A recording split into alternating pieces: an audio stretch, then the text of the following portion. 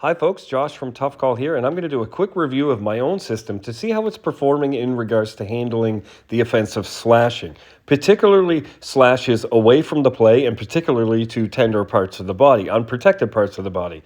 And as you know, for me, a slash away from the play to an unprotected part of the body is a play that has nothing to do with hockey, putting it in my 6 to 10 game suspension category, and I rank it on degree of avoidability, degree of force, and degree of targeting a known unprotected part of a hockey player's body in terms of where the equipment covers and what it doesn't cover. So I'm going to look back at 4 incidents and see how I did. So here's the first one from March 2023. John Tivera is on Vinny Desharnais. And then 2 months later, May 2023, Petra Angelo on Leon Draisaitl. And then the next season, February 2024, Josh Manson on Connor Bedard. And then the most recent one, May 2025, Darnell Nurse on Roope Hintz. Now keep in mind, I can't go back in time and change a suspension that I gave prior just because a new slash came up and then I don't like how my old suspension compares to the new one. So that's what I want to look at. Is my system getting it right?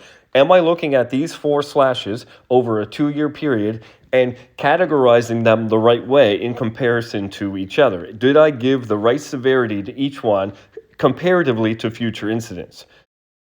So here's the first one. Remember, this is March 2023. John Tivera's on Vinny Desharnais. The Department of Player Safety fined Tivera's $5,000. I would have suspended him 8 games. I think the force is quite severe here, and I think he very intentionally targets that wrist area because he's frustrated that Desharnais was cross-checking him. Now, they both got minor penalties, and Tivera's got a fine. I had no way of knowing that 2 months later, Petra Angelo would go out of his way, well after Leon Draisaitl gets rid of the puck, to go around his own teammate and do an overhead downward chop on Draisaitl's forearm. To me, this is one of the worst case scenario ones. I gave this 10 games. The Department of Player Safety gave 1 playoff game.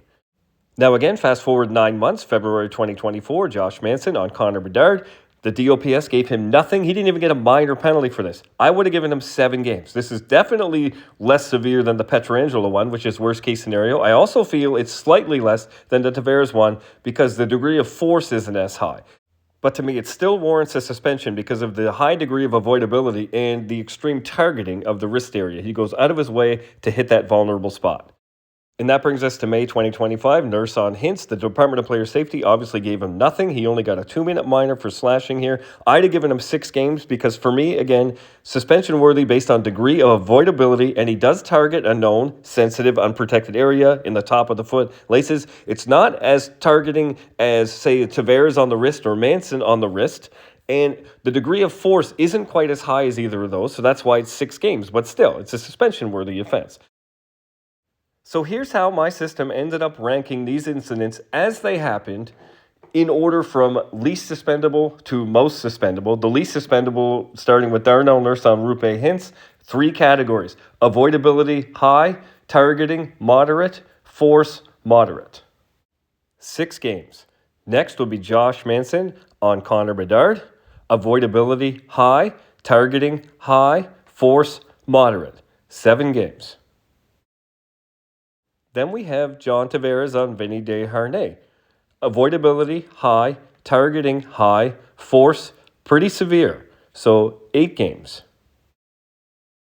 And last but not least, Petra Angelo on Draisaitl. We have avoidability, extreme degree of avoidability; targeting, high; and force, high. So this one here is one of the worst ones we're going to see, hopefully, 10 games.